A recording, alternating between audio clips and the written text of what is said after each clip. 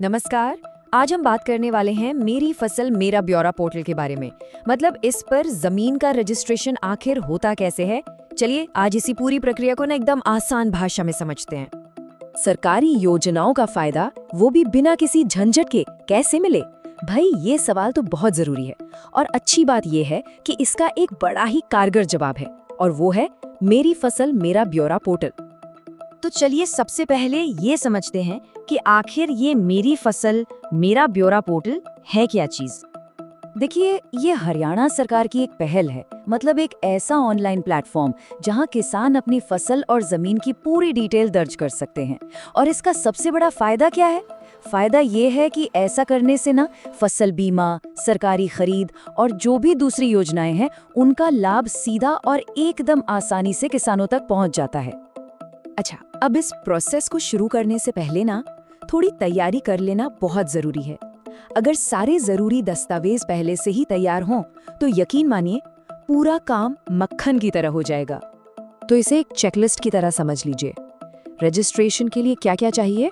आधार card, परिवार पहचान पत्र यानी कि पीपीपी, जमीन की जमाबंदी की कॉपी, बैंक पासबुक और हाँ, सबसे जरूरी चीज वो मोबाइल नंबर जो आधार और बैंक दोनों से जुड़ा हो।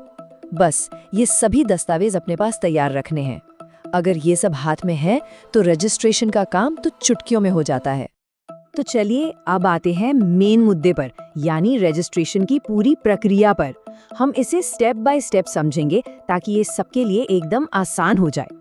तो सबसे पहला काम fasal.haryana.gov.in इस वेबसाइट पर जाना है। जैसे ही वेबसाइट खुलेगी, होम पेज पर ही किसान पंजीकरण का ऑप्शन दिखेगा, उसे चुनना है और बस इसके बाद अपनी पहचान को वेरीफाई करने का प्रोसेस शुरू हो जाएगा। पहचान को वेरीफाई करना काफी आसान है। इसके लिए या तो परिवार पहचान पत्र नंबर डालना है या फिर अपना आधार नंबर, दोनों में से कोई भी एक चलेगा।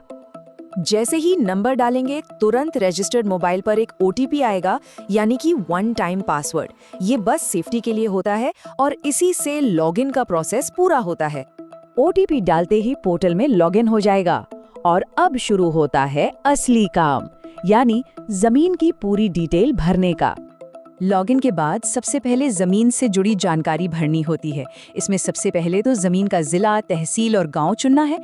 फिर जो जमाबंदी की कॉपी अपने पास है ना, बिल्कुल उसी के हिसाब से मुरब्बा और खसरा नंबर एकदम सही सही भरना है।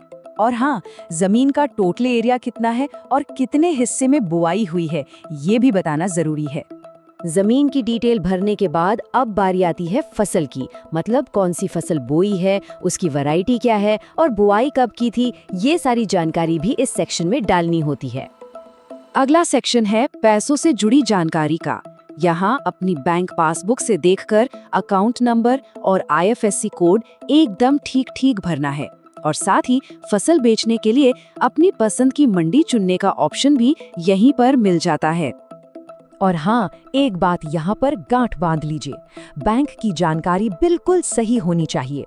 ऐसा इसलिए ताकि सरकार की तरफ से मिलने वाला कोई भी पैसा या मुआवजा सीधा बिना किसी रुकावट के खाते में आ सके। चलिए अब हम आ गए हैं बिल्कुल आखिरी चरण पर, मतलब सारी जानकारी तो भर दी, अब फॉर्म को जमा करके रजिस्ट्रेशन कैसे पूरा करना है ये देखते हैं। सबमिट बटन दबाने से पहले एक बहुत जरूरी काम करना है। भरी हुई सारी जानकारी को एक बार ध्यान से दोबारा चेक कर लेना है। जब पूरी तरह से तसल्ली हो जाए कि हाँ सब कुछ सही है, बस तभी सबमिट पर क्लिक करें। सबमिट करते ही रजिस्ट्रेशन का काम पूरा और स्क्रीन पर एक परमानेंट रजिस्ट्रेशन नंबर दिखाई देगा। ये इस बात का सबूत है कि सारी जानकारी पोर्टल पर सफलतापूर्वक दर्ज हो गई है। और हाँ, एक बहुत ही जरूरी काम बिल्कुल नहीं भूलना है। रजिस्ट्रेशन पूरा होने पर जो रसीद मिले उसका प्रिंट आउट या कम से कम स्क्रीनशॉट लेकर जरूर रख ले। ये आगे चलकर रिकॉर्ड के लिए बहुत काम आता है। आखिर में 2-3 जरूरी बातें और। फॉर्म में जहाँ भी स्टार यानी स्टार का निशान लगा दिखे उन सभी को भरना जरूरी होता है, उन्हें छोड़ नहीं सकते। और हाँ, जिन लोगों का रजिस्ट्रेशन पहले से ही हो रखा है उन्हें ये सब दोबारा करने की जरूरत नहीं है, वो तो सीधे लॉगिन करके अपनी जानकारी को अपडेट कर सकते हैं। तो ये थी मेरी फसल मेरा ब्यौरा पर जमीन जोड़ने की पूरी प्रक्रिया। अब आखिर में एक सवाल तो उठता ही है कि इस तरह के डिजिटल रजिस्ट्रेशन से आने वाले समय में खेती और किसानों के काम करने का तरीका कितना बदल जाएगा। सोचने वाली बात है ना?